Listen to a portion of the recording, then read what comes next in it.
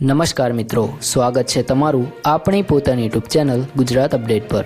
તો મિત્રો, આજે આપણે એક એવી વૈશ્વિક પરિસ્થિતિ વિશે વાત કરવા જઈ રહ્યા છીએ જે ભલેને આપણા દેશથી હજારો કિલોમીટર દૂર બની રહી હોય, પરંતુ તેની અસર ગુજરાતના ઉદ્યોગો, ગુજરાતના વેપારીઓ, ગુજરાતના ખેડૂતો અને સામાન્ય નાગરિકો સુધી પહોંચી શકે છે।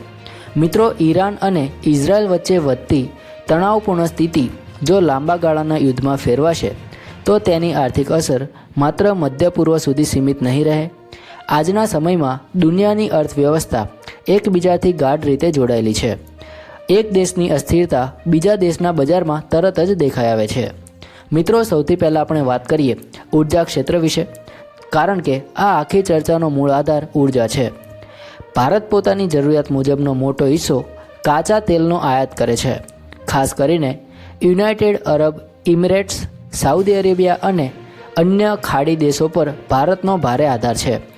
જો આ વિસ્તારમાં સૈન્ય અથડામણ વધશે, તેલ ઉત્પાદન કે રિફાઇનરીઓ પર હુમલા થશે અથવા પરિવહન માર્ગોમાં ખલેલ પડશે તો આંતરરાષ્ટ્રીય બજારમાં ક્રૂડ ઓઇલના ભાવમાં ઝડપથી વધારો થઈ શકે છે। અને મિત્રો, અહીં એક અત્યંત મહત્ત્વપૂર્ણ મુદ્દો છે સ્ટ્રેઇટ ઓફ હોર્મુઝ। આ જળમાર્ગ વિશ્વ માટે અત્યંત મહત્ત્વનો છે, કારણ કે વિશ્વના લગભગ 20% જેટલા તેલનું પરિવહન અહીંથી જ થાય છે। ભારતના લગભગ 40થી 50% કાચા તેલની આયાત આ જ માર્ગે થાય છે। જો કોઈ કારણસર આ માર્ગ બંધ થઈ જાય, જોખમાય અથવા શિપિંગ ખર્ચ વધી જાય તો ભારતની ઉર્જા સપ્લાય સીધી અસરગ્રસ્ત થશે અને તેની સૌથી મોટી અસર ગુજરાત પર પણ પડી શકે છે, કારણ કે ગુજરાત ભારતનું તેલ રિફાઇનરી હબ છે। મિત્રો, જામનગરમાં આવેલી રિલાયન્સ ઇન્ડસ્ટ્રીઝની રિફાઇનરી વિશ્વની સૌથી મોટી ગણાય છે। અહીં દૈનિક લાખો બેરલ કાચા તેલનું પ્રોસેસિંગ થાય છે। વડોદરાની ઇન્ડિયન ઓઇલ કોર્પોરેશનની ગુજરાત રિફાઇનરી પણ દેશની ઉર્જા જરૂરિયાત પૂરી કરવામાં મહત્ત્વપૂર્ણ છે।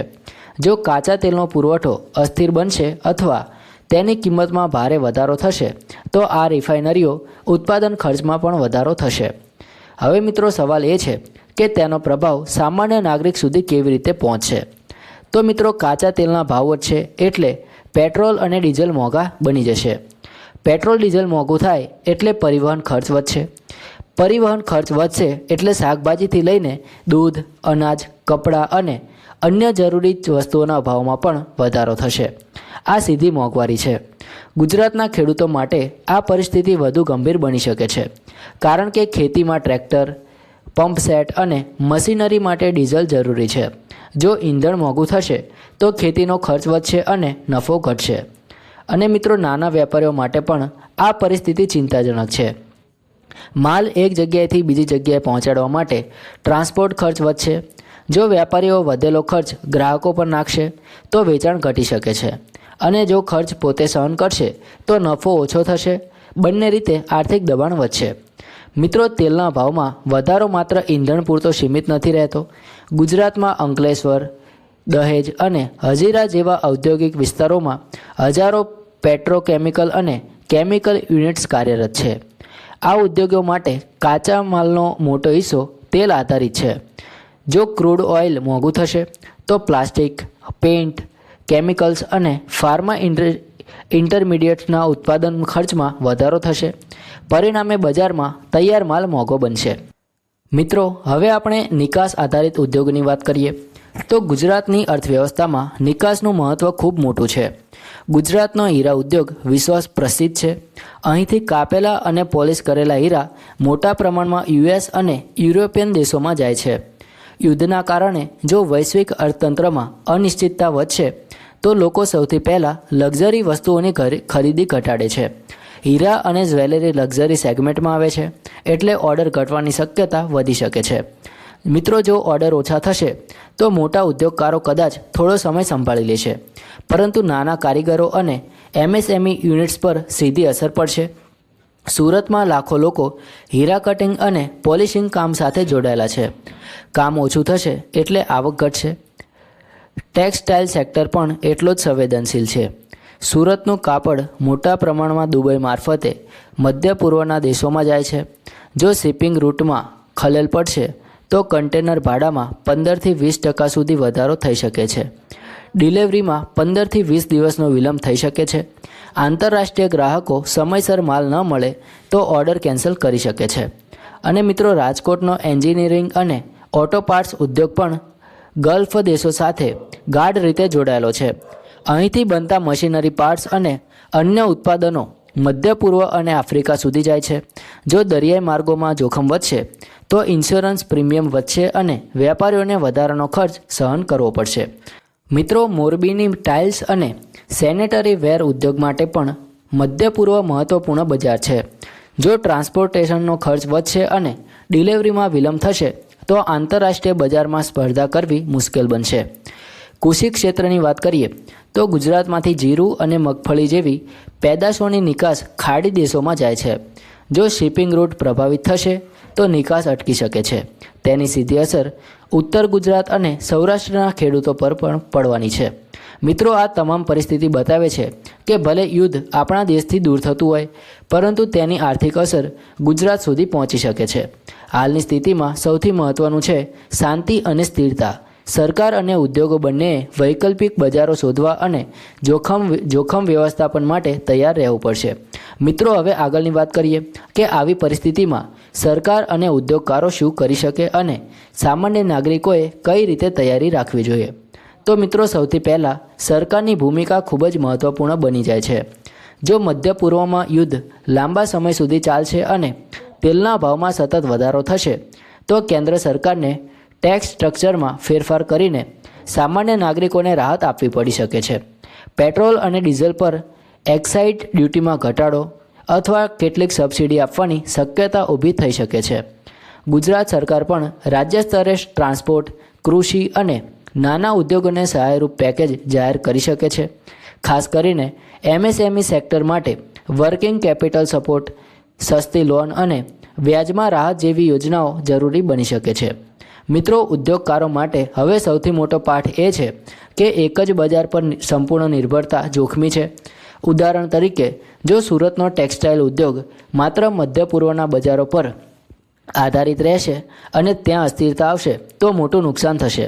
તેથી વૈકલ્પિક બજારો જેમ કે દક્ષિણ પૂર્વ એશિયા, આફ્રિકા અને દક્ષિણ અમેરિકા તરફ ધ્યાન આપવું જરૂરી છે. સુરતના હીરા ઉદ્યોગ માટે પણ માત્ર યુએસ એટલે કે યુનાઇટેડ સ્ટેટ્સ અને યુરોપ પર આધાર રાખવાના બદલે નવા ઉદ્ભવતા બજારો શોધવા જરૂરી છે. વૈશ્વિક વ્યાપારમાં ડાયવર્સિફિકેશન અને સમયની માંગ બની ગઈ છે.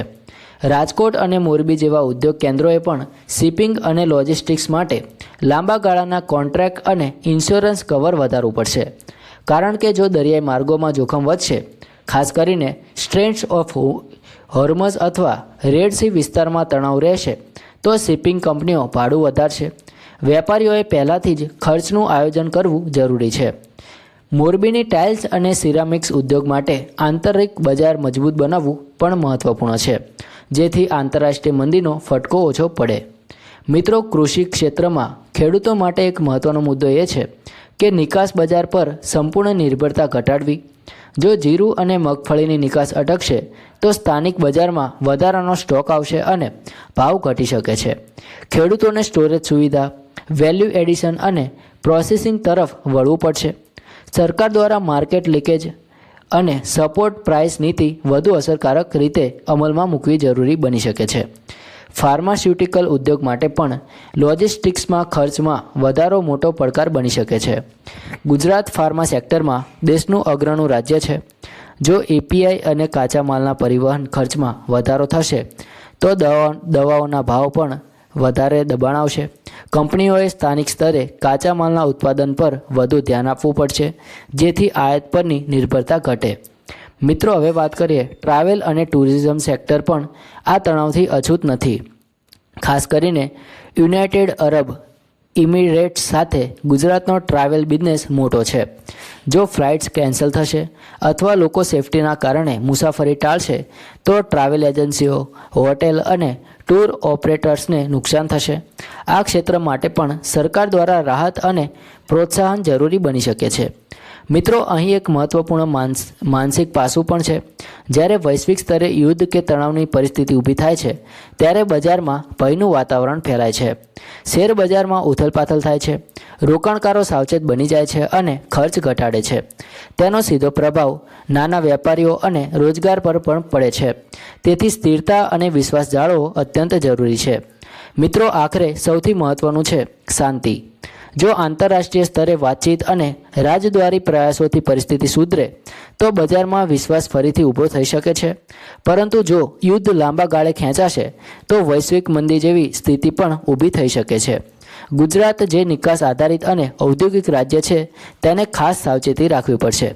મિત્રો, આ પરિસ્થિતિ આપણને એક પાઠ શીખવે છે કે ગ્લોબલ અર્થતંત્રમાં દરેક દેશ એકબીજા સાથે જોડાયેલો છે. ભલે યુદ્ધ હજારો કિલોમીટર દૂર હોય, તેની અસર આપણા ઘર સુધી આવી શકે છે.